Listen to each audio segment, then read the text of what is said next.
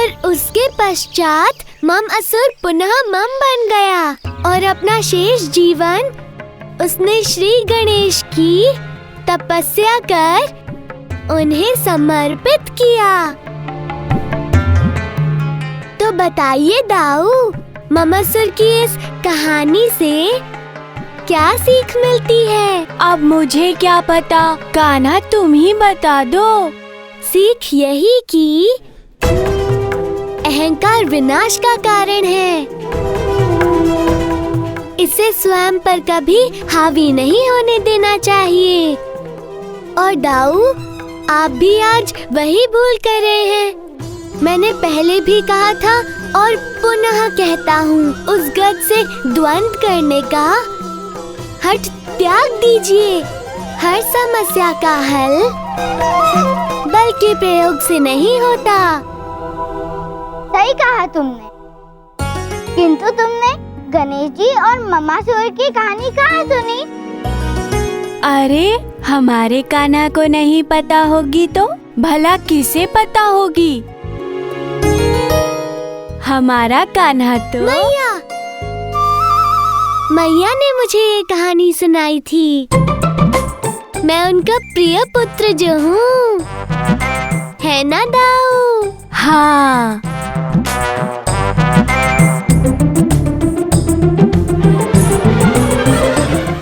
कान्हा, बलराम, राधा, चलो यहाँ आओ, बाबा को बैठने की जगह दो।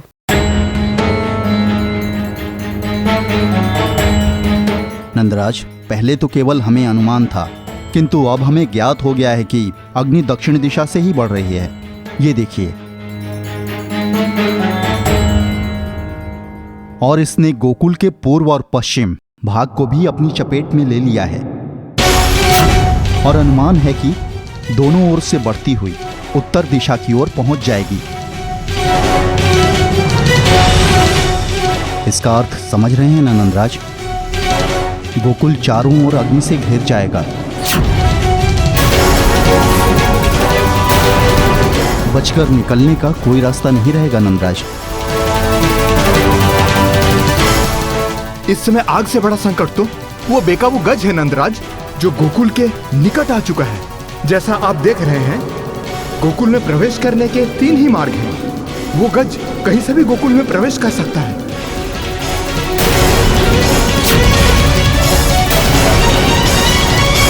मित्र, हमें 2 दलों की आवश्यकता पड़ेगी। पहला दल गज की गति को नियंत्रित करने के लिए और दूसरा दल अग्नि की तीव्रता को रोकने के लिए। तुम ठीक कह रहे हो मित्र, और इसके लिए हमें कुछ कुशल महावतों की भी आवश्यकता होगी। तुम दोनों जाओ और अग्नि को रोकने का प्रयास करो। मित्र, हमें आज रात्रि में ही उस गज को पकड़ना होगा। गुरुदेव, अभी हमें यहाँ से कहीं और चलना होगा। देखिए ना, 3/4 क्षेत्र में अग्नि लग चुकी है और ऊपर से वो हाथी। अब ना रहेगा गोकुल, ना रहेंगे गोकुलवासी, और ना रहेगा वो कृष्णा। सैनिकों, किसी भी स्थिति में आज रात्रि ये कार्य हमें करना है। अब कल सुबह की सूर्य की पहली किरण के साथ साथ मेरे नए जीवन का आरंभ होगा। चलो मित्र, चलो। चलो बाबा।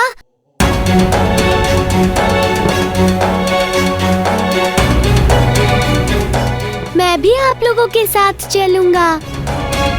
कान्हा जाएगा तो मैं भी जाऊंगा। नहीं, तुम दोनों कहीं नहीं जाओगे। कोई हंसी खेलेगा, पता है ना कितना संकट है वहाँ पर। किंतु मैया, अब हम बड़े हो गए हैं और आपको स्मरण है ना मैया, बाबा ने मुझे गौशाला की गायों की रक्षा का उत्तरदायित्व भी सौंपा था। वन में भी अनेकों गैया हैं, उनके प्राण संकट में होंगे और मेरा वहाँ होना उनकी रक्षा के लिए अति आवश्यक है। नहीं लल्ला, वो किसी को भी क्षति पहुंचा सकता है और तुम अभी इस कार्य के लिए छोटे हो। और वन में गज कहाँ है ये किसी को भी पता नहीं है। हम जानते हैं गज कहाँ है।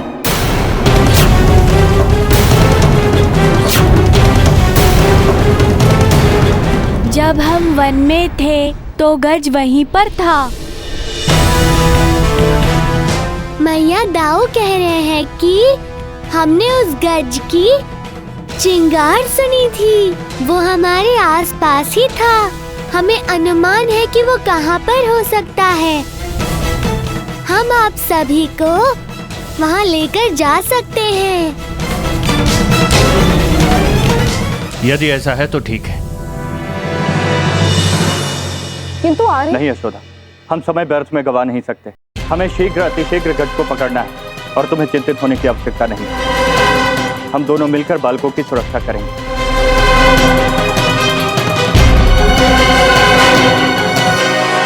चलो बाबा।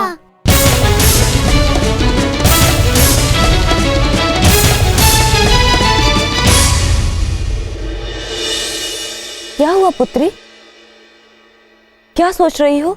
ये कान्हा भी ना अजीब है। अभी कुछ समय पहले अपने दाऊ को कह रहा था कि वन में जाके उस गज को क्षति मत पहुंचाना, और अब स्वयं ही उस गज को बंदी बनाने में सबकी सहायता कर रहा है। आदत डालो पुत्री, ऐसा ही है हमारा कान्हा।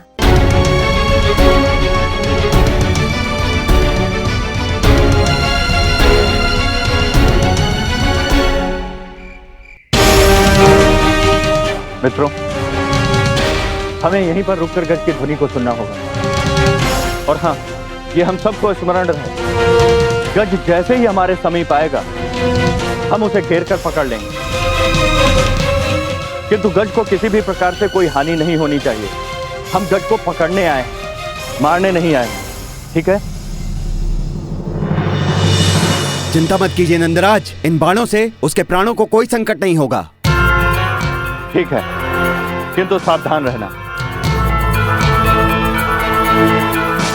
लगता गज यहाँ नहीं है। चलो आगे बढ़ो। नहीं बाबा, गज यहीं कहीं होगा।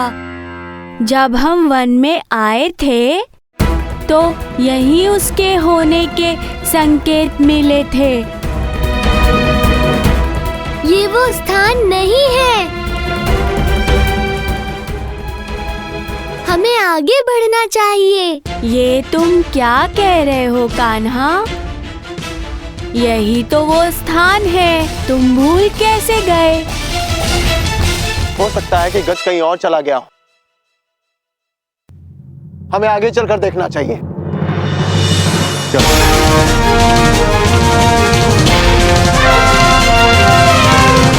मित्रों, लगता है गजूस हो रहे।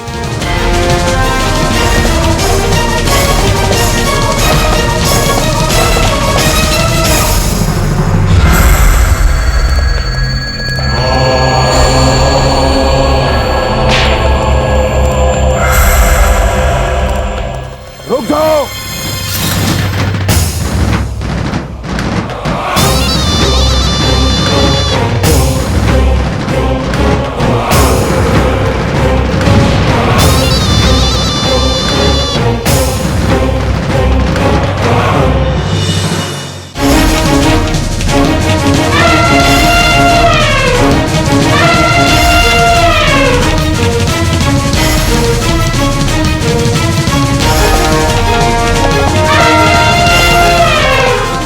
नंद बाबा, ये ध्वनि इस ओर से नहीं, उस ओर से आ रही है। गज की ध्वनि दोनों ओर से आ रही है। ये कैसे हो सकता है मित्र? इसका तात्पर्य ये है, गज एक नहीं, दो गज है।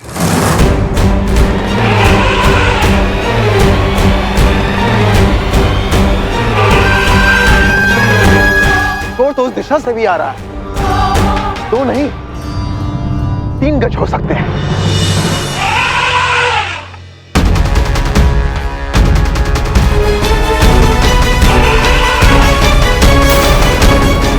ठीक है, अब हमें 3 दल बनाने होंगे और प्रत्येक दल में 5-5 लोग होंगे।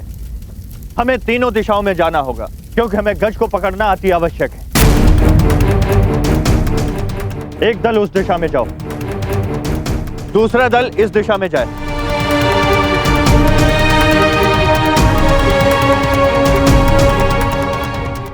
शेष हमारे साथ आओ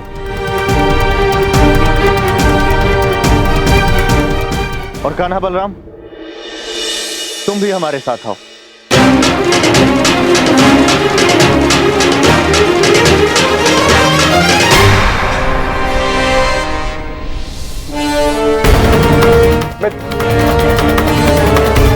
लगता है कि गज यहीं से गया।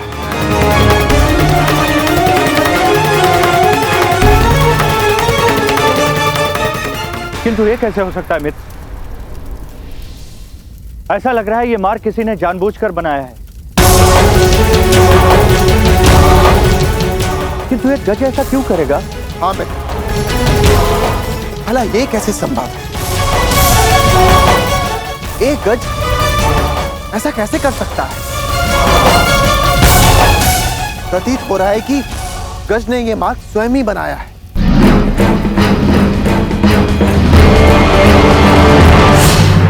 जो भी हो, हमें उस गज का पीछा करना ही होगा। चलो आगे बढ़ो। मित्रों, सब लोग सावधान हो जाओ, गज हमारे समीप ही है। नंद बाबा, हम अपनी दिशा में आगे बढ़ रहे थे, तभी गज के बनाए मार्ग हमें दिखे। नंदराज, उस ओर भी गज का बनाया मार्ग दिखा। और आश्चर्य की बात तो ये है, उस मार्ग के कारण गोकुल की ओर अग्नि नहीं बढ़ पा रही है। अर्थात ये मार्ग गज ने बनाया है अग्नि को रोकने के लिए। भला एक गज ऐसा क्यों करेगा?